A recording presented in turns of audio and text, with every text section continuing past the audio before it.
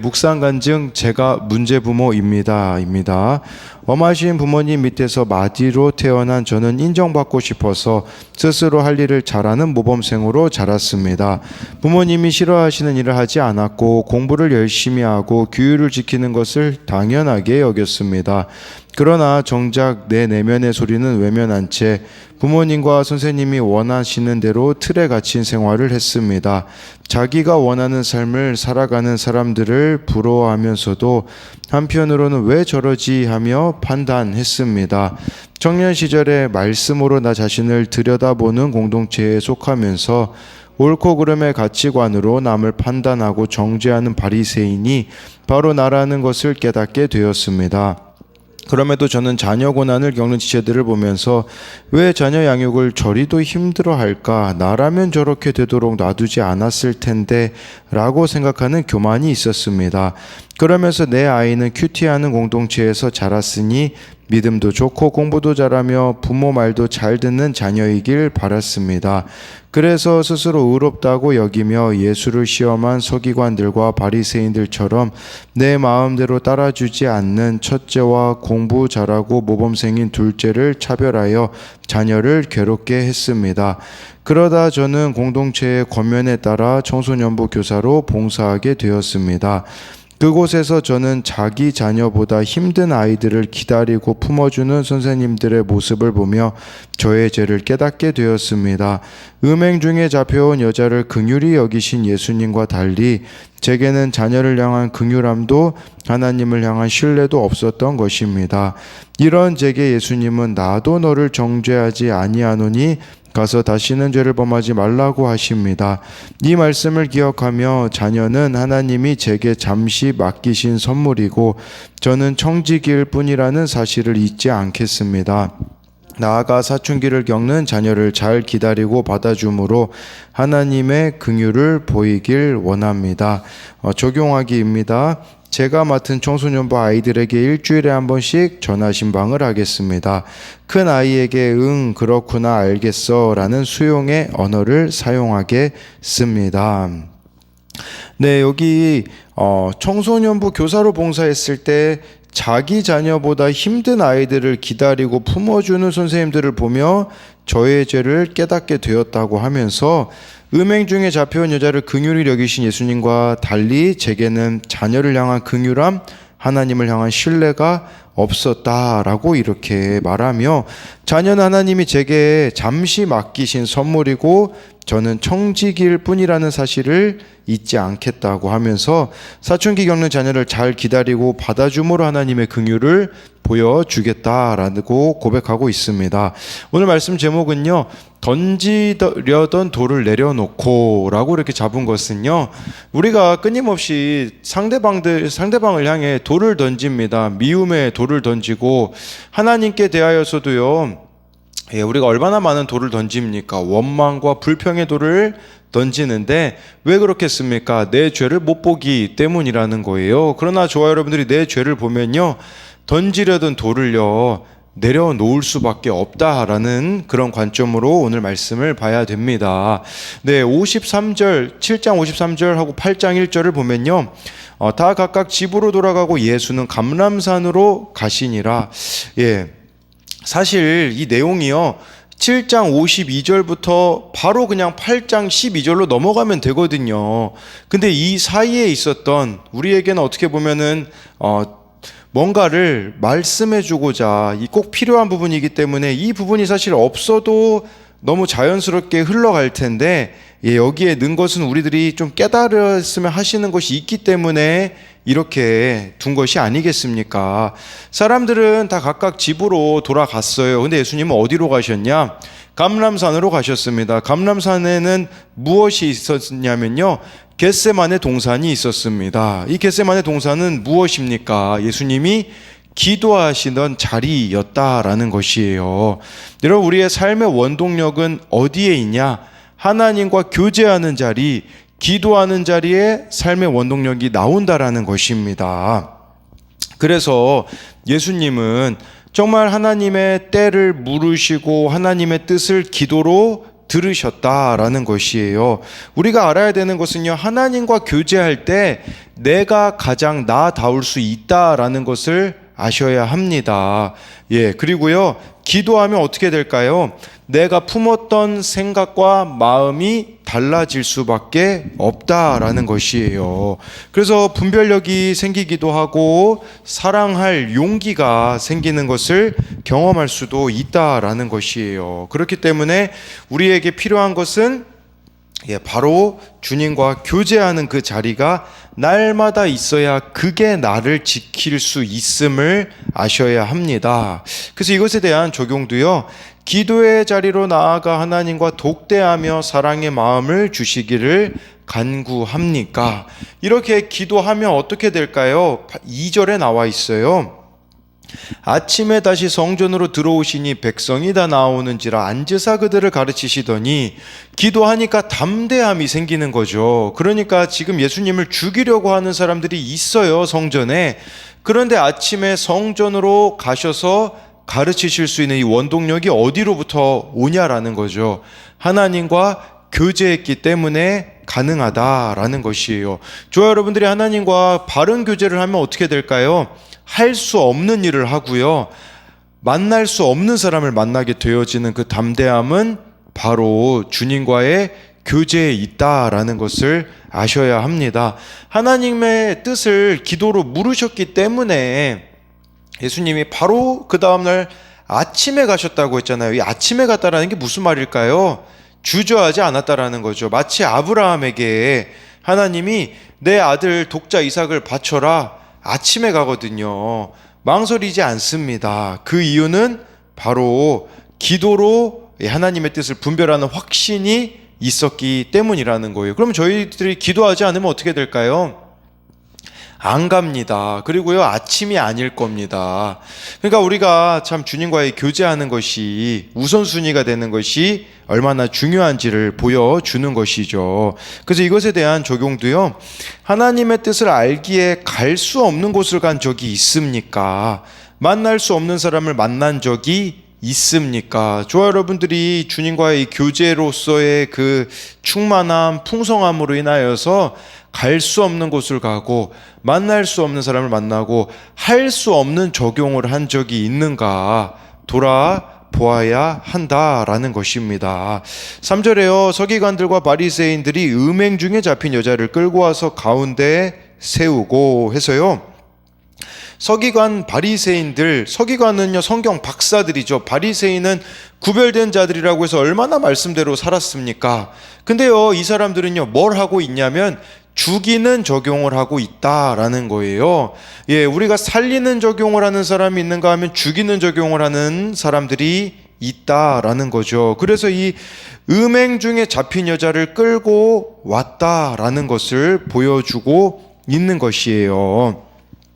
그러니까 이들은요, 이 사건을 이용해 어떻게 하면 예수님을 궁지에 몰아넣을까, 이런 것만 고민하고 있는 거죠. 이게 바로 죽이는 적용하는 자들 아닙니까? 이미 이들의 영적 상태가 죽었다라는 거예요. 왜 그러냐면요, 이 얼마나 치사해요. 음행 중에 잡힌 여자만 끌고 왔어요. 여자만. 사실 남자까지 끌고 와야 이게 정상이거든요. 이들이 진짜 율법으로 만약에 심판을 하려고 한다면요. 근데 여자만 끌고 왔다라는 자체가 이미 다른 의도를 가지고 있었다라는 것을 보여주는 거예요. 이 음행 중에 잡힌 여자의 입장에서는요, 이게 축복이라는 걸 알아야 됩니다. 무슨 말이냐면요, 죄가 드러나는 게 축복입니다. 죄가 드러나서 이 여인은 예수님께 나올 수밖에 없게 되어졌다라는 거예요. 근데 우리는 어떻습니까? 현장에서 붙잡히지 않아서 다행이라고 막 꽁꽁 숨기는 죄들이 얼마나 많은지 모릅니다. 그러면요, 나중에 하나님의 심판대 앞에서는요 돌이킬 수가 없어요. 지금 드러나는 것이 축복이라는 것을 아셔야 합니다. 그래서 이것에 대한 적용도요, 어떤 사건들이 드러났을 때 죽일 생각을 합니까? 살리는 생각을 합니까? 아직 현장에서 붙잡히지 않아서 다행이라고 여기는 나의 죄는 무엇입니까? 저와 여러분들이 죽일 생각을 하는가, 살리는 생각을 하는가, 또는 아직 내 죄가 안 드러나서 다행이라고 하고 있는 부분들이 있지 않는가? 사실 안 드러나면 다행일까요? 아닙니다. 그 자체가 이미 지옥입니다. 왜냐하면 자유함이 없기 때문이죠. 그렇기 때문에 저와 여러분들이 죄가 드러나는 게 진짜 축복이라는 거예요.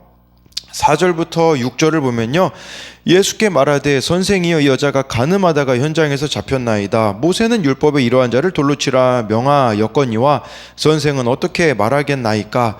그들이 이렇게 말함은 고발할 조건을 얻고자 하여 예수를 시험함이러라. 예수께서 몸을 굽히사 손가락으로 땅에 쓰시니 라고 해서요, 율법에서는요 간음에 대해 두 가지를 말하거든요. 하나는 결혼한 여자가 간음을 할 경우 사형이고요, 또 한 가지 경우는 정혼한 여인이 간음했을 때 돌로 쳐서 죽이게 되어져 있는데 남자도 동일하게 처벌을 받게 되어지거든요.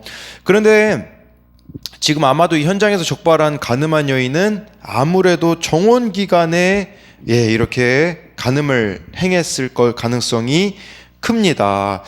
그러면서 율법에서 이런 여자 돌로 쳐서 죽여야 되는데 예수님 어떻게 하겠습니까? 묻는 거죠. 이렇게 한 것은 6절에 보니까 예수님을 시험한 거래요. 그러니까 시험에 빠뜨리기 위해서 이렇게 했다라는 것을 말씀해주고 있어요. 그러니까 이들이 난 율법을 정말 잘 지키고자 하는 의도가 아니라 예수님을 곤란하게 만들기 위하여서 이러한 상황을 만들었다라는 것이에요. 그러니까 이들이 원하는 시나리오가 있는 거죠. 지금 이 성전에서 예수님이 가르치고 계시잖아요. 많은 사람에게 둘러싸인데 만약에 공개적으로 이 여자를 그냥 사랑하자라고만 말해버리자면 율법을 어기게 되거든요. 그렇다고 돌로 쳐 죽이자고 해도 문제가 될 것이고, 왜냐하면 돌로 쳐 죽여야 된다라고 한다면 로마 법에 걸리게 되거든요. 그러니까 예수님을 빠져나갈 수 없는 상황으로 이들이 몰아 넣었다라는 것이에요.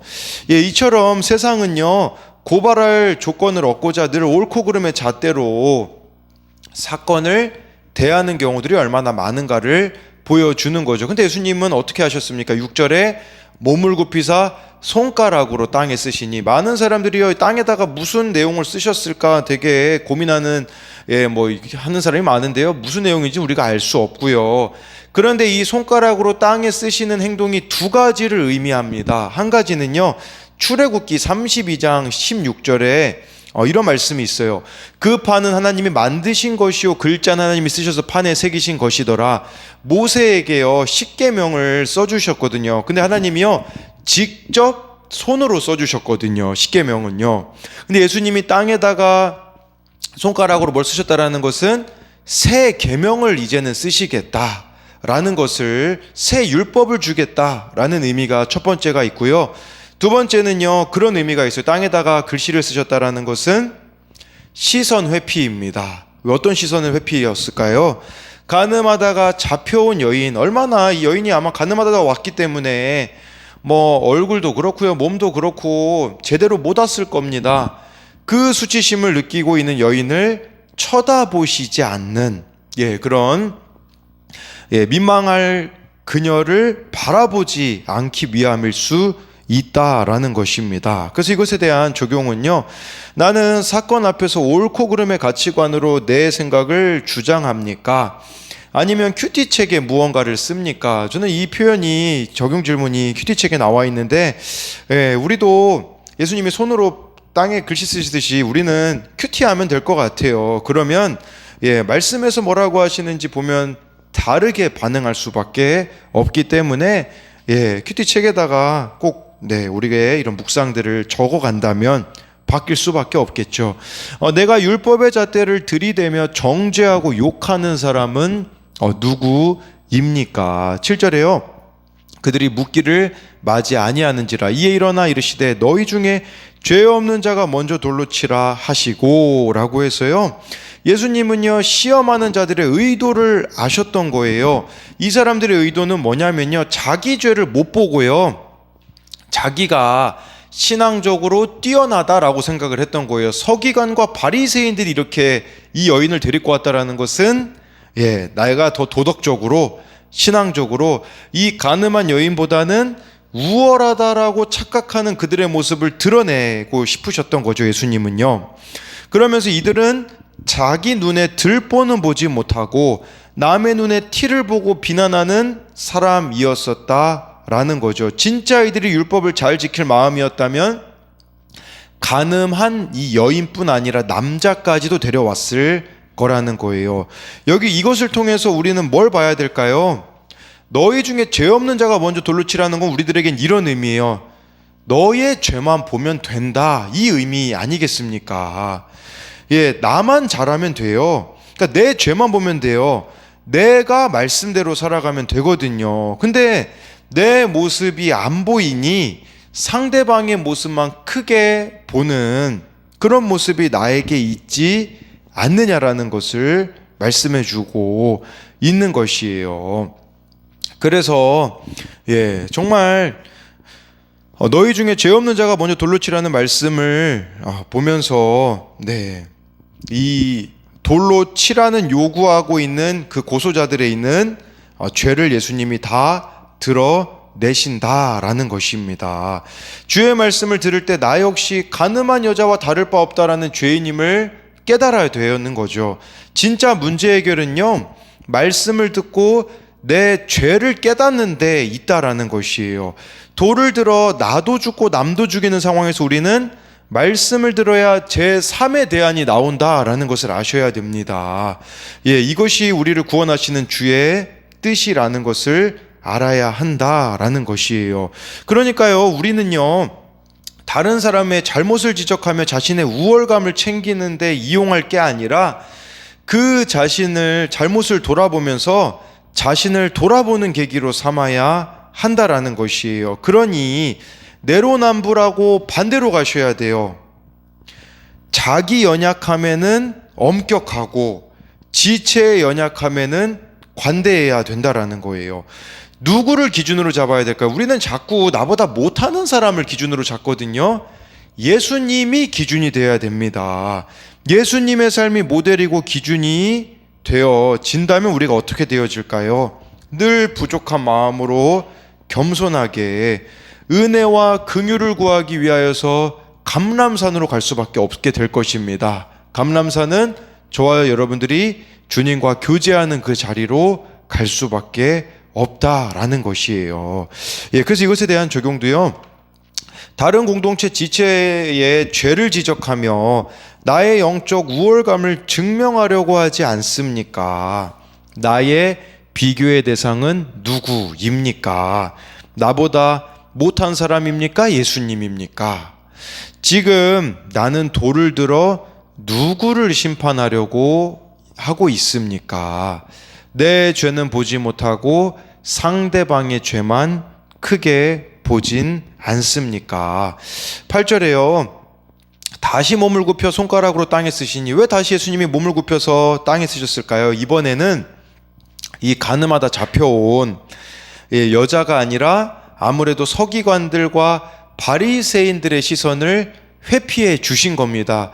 되게 민망했을 거란 말이에요. 자기 속이 다 드러냈기 때문에. 그래서 예수님은 이렇게 땅에다가 글씨를 쓰심으로써 그들이 부끄러움을 느끼고 있는 그들의 눈을 마주치지 않으셔 주셨다라는 것이죠. 9절에요. 그들이 이 말씀을 듣고 양심의 가책을 느껴 어른으로 시작하여 젊은이까지 하나씩 나가고 오직 예수와 그 가운데 섰는 여자만 남았더라 라고 말씀해 주고 있습니다. 예수님을 시험하려고 왔던 자들이 떠났다라는 것은 그들이 율법을 충실하게 지키기 위해 가늠한 여인을 예수님 앞에 데리고 온 게 아니라는 것이 드러났다라는 거예요. 자신들에게 돌아올 이익이 없게 되어지자 율법이 요구하는 것을 외면했다라는 거죠. 그들은 처음부터 하나님의 무엇을 원하시는지 관심이 없었다라는 것입니다.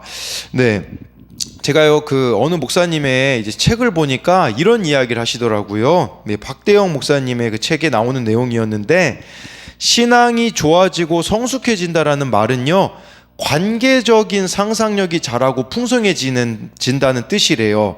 이 관계적 상상력이라는 게 무슨 말이냐면, 마땅히 내가 사랑할 수 없는 사람들을 사랑하는 데서 머물지 않고 내 눈에 보이지 않고 내 손이 미치지 않고 심지어 나와 동시대를 살고 있지 않은 사람들까지도 결국 오늘 여기 살고 있는 나와 연결되어 있다고 생각하는 거래요. 그러니까 무슨 말이냐면 내가 존재하는 방식이 어떻게든 그 누군가에게 영향을 줄 수밖에 없기 때문에 내가 신중하게 말하고 행동하며 살아가는 것이라고 볼 수 있는 거죠. 더 쉽게 말씀드리면요, 이렇게 살아가는 거예요.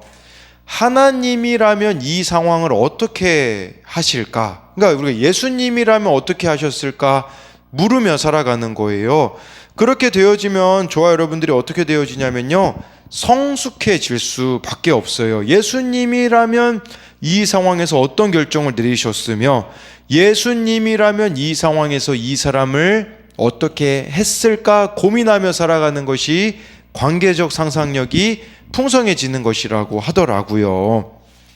그런데 그렇기 때문에 이런 것이 되기 위해서는요, 한 가지밖에 없어요. 내 죄를 보는 것밖에 없다라는 거예요. 진짜 문제는 자기 자신을 너무 못 보는 거죠. 여전히 내 죄보다 남의 죄가 보인다면 그거는 내가 죄인이 아니라고 생각하는 것임을 아셔야 합니다. 그래서 이것에 대한 적용은 예수님이시라면 나에게 불편한 그 사람을 어떻게 사랑하겠습니까? 말씀을 듣고 내 죄가 깨달아져 남을 정죄하려던 돌을 내려놓은 적이 있습니까? 마지막으로 10절 11절 보면요, 예수께서 일어나사 여자 외에 아무도 없는 것을 보시고 이르시되 여자여 너를 고발하던 그들이 어디 있느냐? 너를 정죄한 자가 없느냐? 대답하되 주여 없나이다. 예수께서 이르시되 나도 너를 정죄하지 않으니 가서 다시는 죄를 범하지 말라 하시니라. 예수님은요, 이 여인에게 너 정말 간음죄 졌냐? 추궁하지 않으셨어요. 이미 다 알고 계셨기 때문인 거죠. 그 대신 뭐라고 이야기하시면 너를 고발하던 사람, 정죄하던 자가 다 어디 있느냐라는 것은 이 여인을 정죄할 사람이 하나도 남지 않고 다 떠나갔다고 말씀해 주셨다라는 것이죠. 예수님이 사실 이 여인을 정죄할 수 있는 유일한 재판장이시잖아요. 근데 이 죄인인 여인을 용서하셨다라는 거예요. 그러면서 11절에 나도 너를 정죄하지 않는다고 하셨지 이 여인이 범한 죄가 정죄할 죄가 아니라고 하시지 않았다라는 거예요. 용서하겠다고 하신 것이지 죄가 없다고 하지 않으신 거라는 거예요. 이걸 기억해야 돼요. 값싼 복음으로 값싼 은혜로 취급할 때가 있어요. 우리는 너무 쉬워요. 이 죄 고백이 있잖아요. 이게 잘못된 방향으로 가면요, 어차피 용서해 주실 텐데 라고 말하면서 이 은혜를 우리는 너무 값싸게 취급할 때가 있어요. 근데요, 진짜 비싼 은혜로 취급하면 어떻게 될까요? 나와 있잖아요. 가서 다시는 죄를 범하지 말라가 되어져야 된다라는 것이에요. 이게 무슨 말일까요? 가서 다시는 죄를 범하지 말라는 것은 이 여인의 간음이 단지 그냥 한두 번 충동적인 실수가 아니었다라는 거예요. 습관적이었다라는 거예요. 너의 그 습관적인 죄 이제는 버리라는 거예요. 회개가 뭡니까? 습관적으로 짓던 죄 안 하는 거예요. 근데 그거 반복하고 있으면서 주님을 가까이 한다고요? 아니에요. 정말 내가 지속적으로 범하고 있는 죄를 버리고 지속적인 거룩한 삶을 선택해야 된다라는 것이에요. 그러니까 다시는 죄를 범하지 않는 적용까지 나아가는 거, 그게 진짜 용서받는 자의 모습이다라는 것이겠죠. 말씀 양육 이거 10조 한다고 사람이 바뀔까요? 그게 계속 반복되어야 사람이 바뀝니다. 매일 내가 이 큐티하는 거, 말씀으로 내 모습 보는 거, 그걸 해야 바뀌는 거지, 이거 없이는요 그냥 딱 10조 받았다고 끝이 아니라 정말 지속적으로 내가 거룩을 위해 나아가는 삶만이 나를 바꾼다라는 것을 아셔야 한다라는 것이죠. 그래서 이것에 대한 적용은 다시는 죄를 범하지 말라는 주님의 말씀에 순종해서 내가 끊어야 할 죄는 무엇입니까? 지속적인 거룩으로 해야 할 큐티와 기도의 자리를 타협하지 않고 지키시겠습니까? 매일 큐티하고 기도하지 않으면요, 우리는 흘려 떠내려갈 수밖에 없는 존재라는 것을 아셔야 합니다. 그러면요, 그 빈자리는요, 죄의 자리로 채워질 수밖에 없음을 기억하심으로써 정말 오늘 말씀의 제목처럼 던지려는 돌을 내려놓는, 내 죄를 보고 내가 회개하며 나아가는 삶이 되기를 소망합니다.